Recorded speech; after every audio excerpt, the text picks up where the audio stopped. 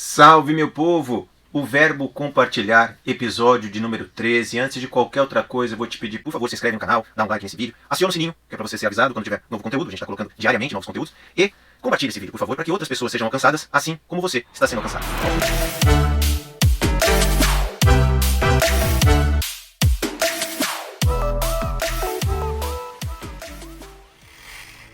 No episódio anterior, de número 12, nós tratamos sobre reverência, né? Basicamente falando sobre a tendência, né, já de décadas e décadas, de se relativizar a importância, né, de dar o devido respeito, né, às pessoas mais velhas, às autoridades, né, professores em sala de aula e tudo mais.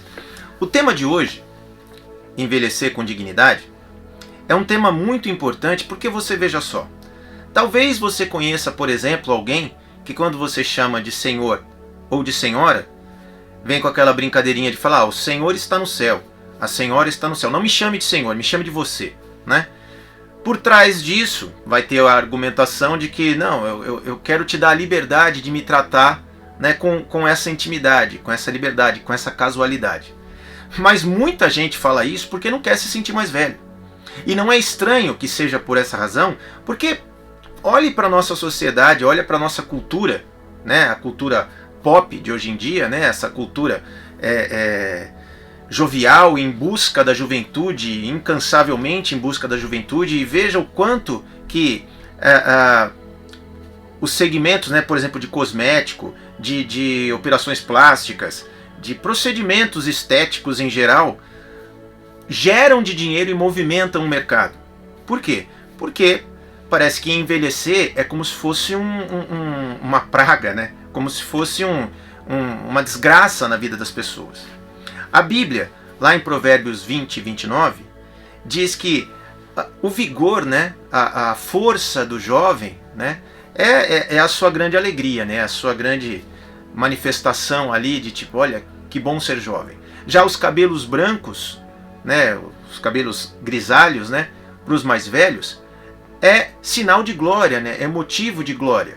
Por quê? Porque a pessoa, conforme envelhece, ela vai adquirindo mais experiência e junto com a experiência, ela acaba apresentando pela ação do tempo, mas também pela ação da luta que é viver, no corpo, a aparência de quem, né, já está na jornada tem um tempo. O que acontece é que hoje em dia a gente tem essa busca, né, por parecer jovem. Agora, o mais surpreendente, nós não temos, né, isso não acontecer simplesmente no mundão, como nós dizemos. Mas isso acontece com muita força dentro da igreja, mas com muita força. É muito comum nós vemos pessoas que gastam fortunas para parecerem mais jovens, né? Fazem operações plásticas para esticar o rosto, para tirar papinho, não sei o que debaixo do braço, olheira, bolsos embaixo do olho, bolsas, né? Harmonização facial e lentes no dente, e cílios postiços no caso das mulheres, sei lá, um sem número de coisas e de adereços, né? Além das coisas de adereços e roupas caras e tudo mais, que tornam, né, tanto homens como mulheres em pessoas vistosas, né, pessoas assim que você fala, nossa, olha só que beleza, hein? Olha como tá bonito, olha como tá conservado, olha como tá bem cuidado, né? Eu penso assim, eu vou tomar como exemplo aquela passagem em que a orientação para os crentes, né, para a igreja de Jesus, que para as pessoas que já tinham realmente assumido a liberdade em Jesus e que, portanto, já não estavam mais debaixo do jugo da lei, né? E já não se viam mais sobre aquelas proibições de, por exemplo, não pode comer carne de porco. Só que o que acontece é que tinham pessoas dentro da igreja que ainda estavam num processo de aprendizado, de entender que quem está em Jesus Cristo já não está mais debaixo daquela lei, né? Tem uma liberdade diferente, né? E essa liberdade, por exemplo, contemplava a possibilidade de se comer carne de porco, vamos dizer assim, né? Eu não vou nem falar de carnes que eram oferecidas para ídolos, carne de porco, né, digamos assim. E aí essas pessoas que entendiam que carne de porco era uma carne que não deveria ser comida, né, considerada imunda, ficavam escandalizados. E aí a orientação era, olha, se a tua liberdade de comer carne pode fazer o seu irmão cair, você se abstém de carne, não porque se você comer a carne é pecado, mas por amor ao próximo.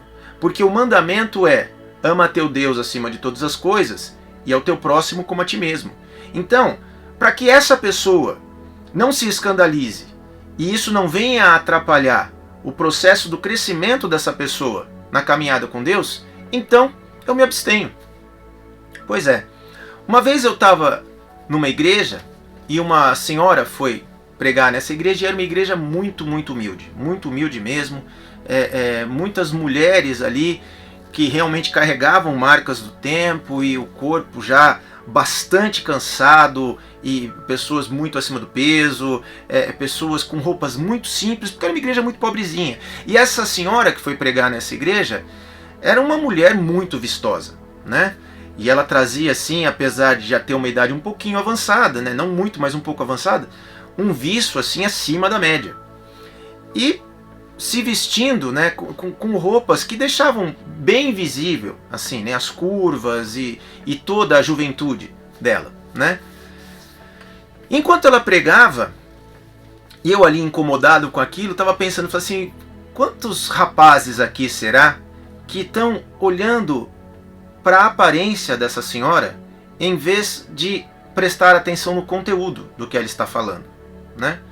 Quantos rapazes que, por exemplo, têm dificuldade com lascívia, com cobiça, com luxúria, que lutam contra essas coisas, né? Estão ali apanhando para vencer esse negócio, e aí se deparam com uma situação como essa e ficam ali expostos àquilo e tendo que se convencer de que não, tudo bem, não tem problema nenhum, eu preciso entender que não tem problema nenhum, eu tenho que lutar contra as coisas que se despertam dentro de mim, não, a culpa é minha, eu não posso deixar.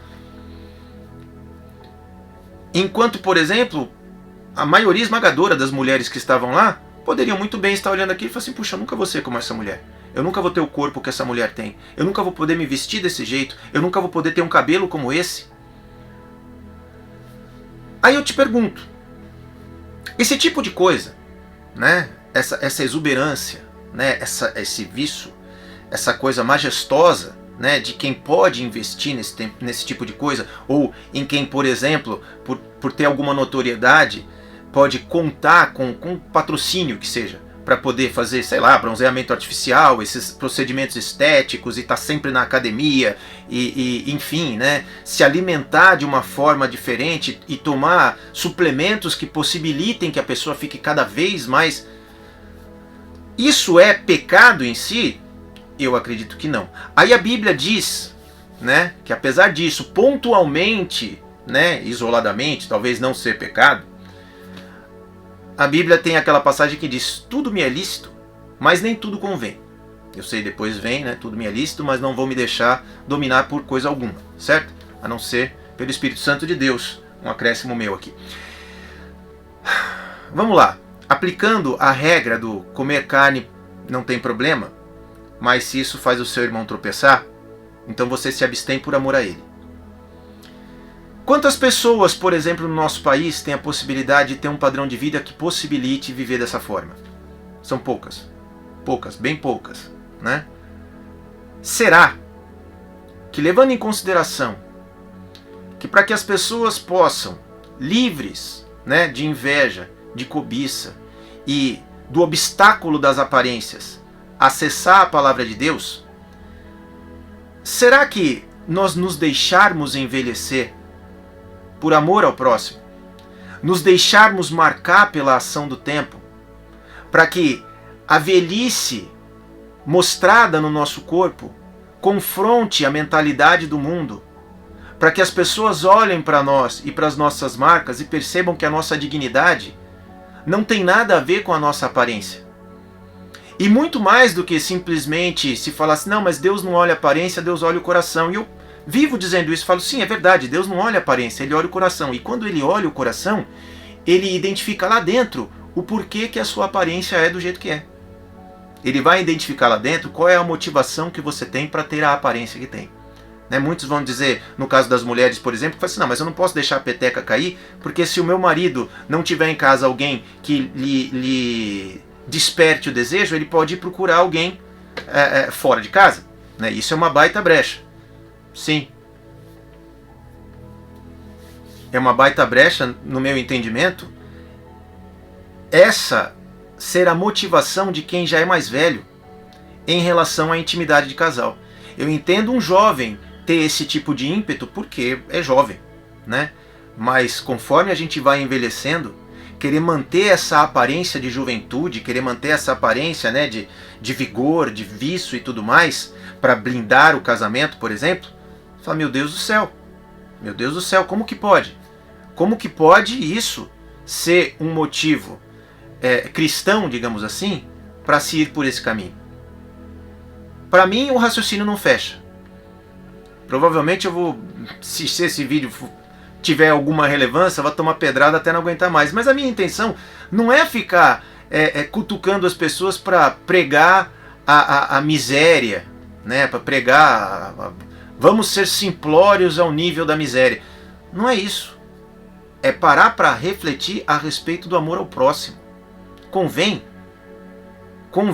a gente ter, já com os nossos 50, 60 anos de idade, a aparência de quem tem 30, por exemplo, né? Simplesmente porque se tem dinheiro para gastar com tudo quanto é tipo de operação plástica, de intervenção estética e coisas desse gênero.